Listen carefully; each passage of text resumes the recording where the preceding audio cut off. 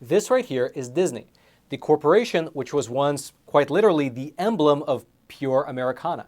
But right now, Disney is facing massive challenges, including an astounding loss of about $79 billion worth of market cap. And the reason for this loss is multifaceted. For instance, Disney is losing hundreds of millions of dollars on their most recent films. Their theme park attendance has completely nosedived. They've lost millions of subscribers to their Disney Plus service. All the while, it appears that Disney executives are doubling down on the very policies and the very ideologies that got them into this mess in the first place. And before we dive into the specifics, I'll mention that if you appreciate content like this, which often gets completely ignored by the mainstream media, well, I hope you consider smashing those like and subscribe buttons below this video so that this video can get out to ever more people via the YouTube algorithm.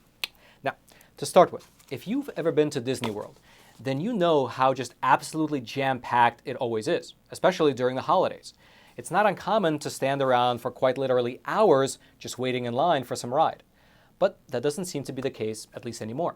That's because, starting around July 4th of this year, well, photos began circulating online showing how empty the streets of Disney World and Epcot have actually become. You can see some of the photos up on your screen right now, showing what were once jam-packed pavilions, now pretty much standing empty. Now this tweet here pretty much sums it up nicely. Quote, Disney World in Orlando is suffering. Here it is nearly mid-July, schools are out, families are on vacation, and the streets at Disney are just about empty. And then the photo right below that text shows a girl at Disney World, and the street behind her is pretty low on traffic, to say the least. However, besides all this anecdotal evidence like these photos, there's also real concrete data to back up that this is in fact happening. In fact, about 2 weeks ago, in the Wall Street Journal, they published an article titled, quote, Disney World hasn't felt this empty in years. And within this article, they cited data from a company called Turing Plans, which is a company that tracks waiting times at different theme parks across the country. And on your screen right now is a graphical representation of their data. It shows how the July 4th waiting times at 4 different Walt Disney theme parks have changed over the years. And the decline is tremendous. For instance, if you went to Magic Kingdom in 2019, you would be standing in line for an average of about 45 minutes.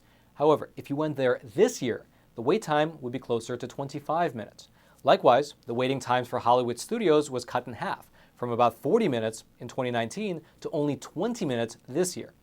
Judging by these numbers, it would appear that the foot traffic in Disney World has been cut by approximately 50%, which is a drop-off that is so significant that during a recent investor conference, Mr. Bob Iger, who is the current CEO of Disney, he had to address it, and he had to give a reason for why it was happening.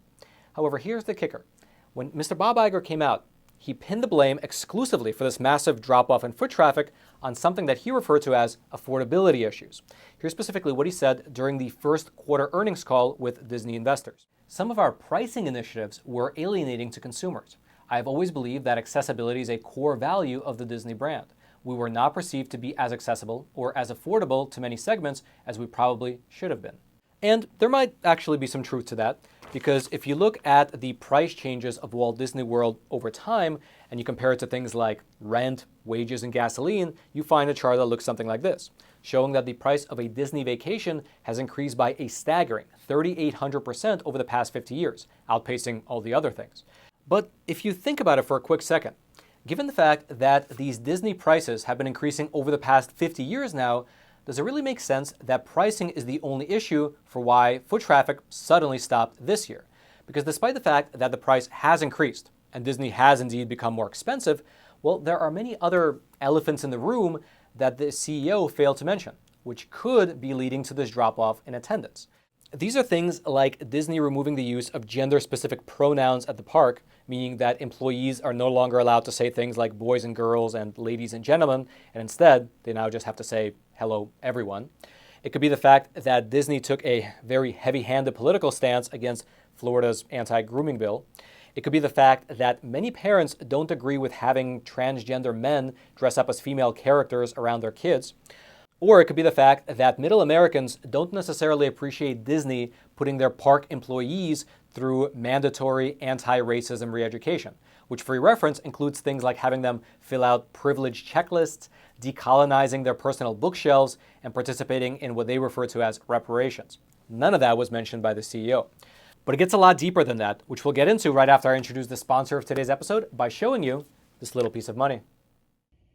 Or rather, I should say that this is fake money being printed into oblivion by those geniuses over in Washington, D.C. And so before they completely obliterate your life savings, what I recommend you do is to convert that fake money into real money, which is physical gold and silver. And the best company to use is the sponsor of today's episode, American Hartford Gold, who also happens to be my own personal gold and silver bullion dealer.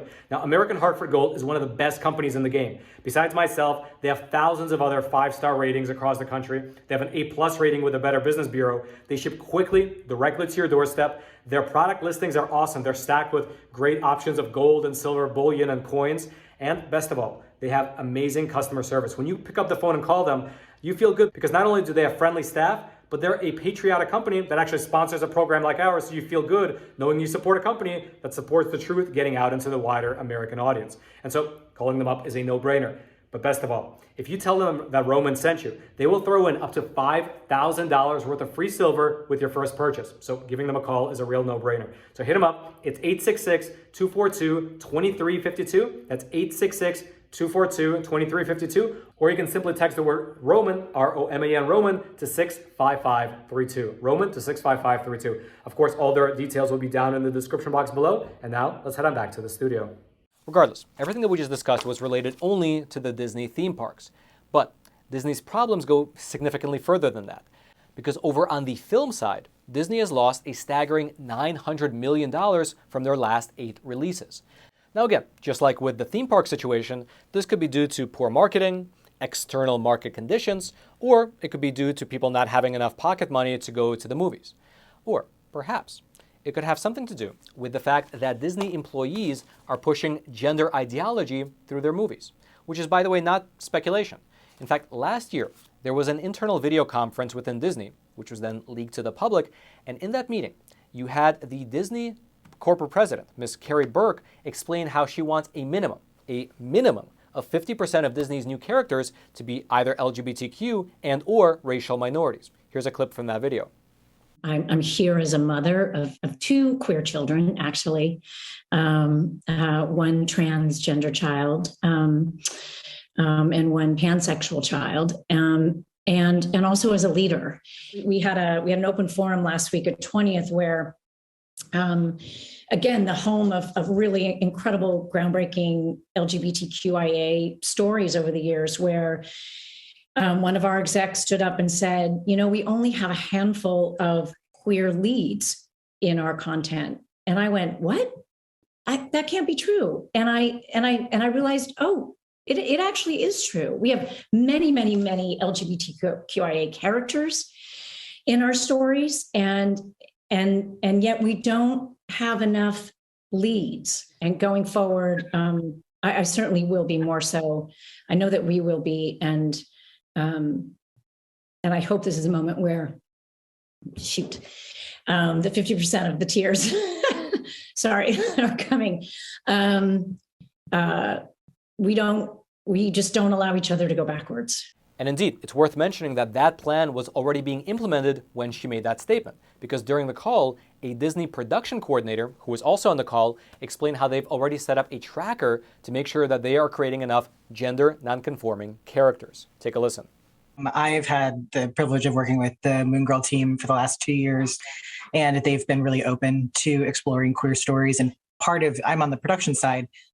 Part of the work that I feel like I can put in is making sure that we take place in modern day New York. So making sure that that's like an accurate reflection of New York. So I put together like a tracker of our background characters to make sure that we have like the full breadth of expression. And we got into a very similar conversation, Carrie, of like, all of our like gender nonconforming characters are in the background. And so it's not just a numbers game of how many LGBTQ plus characters you have. And indeed, true to their word, if we look at several of the most recent Disney releases, they include an openly gay character in Strange World, a gay kissing scene in Lightyear, a non-binary character in the movie Elemental, and so on and so forth.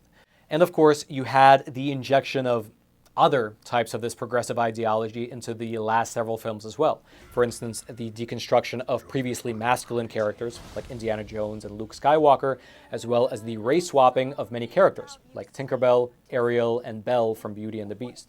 Now, whether or not this is the main reason why these movies tanked isn't exactly clear.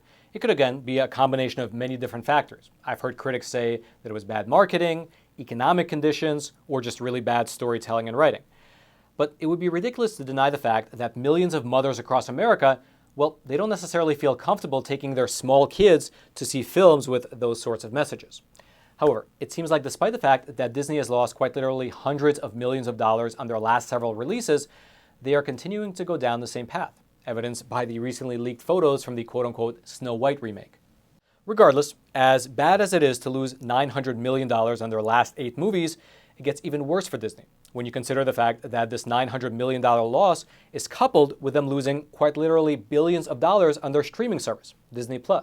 Here's an article that was published in the LA Times just 4 months ago explaining how much Disney has actually lost. Quote, Disney went to market with Disney Plus in November 2019 with a $6.99 a month subscription fee, which helped the service quickly attract millions of subscribers in its quest to rival Netflix.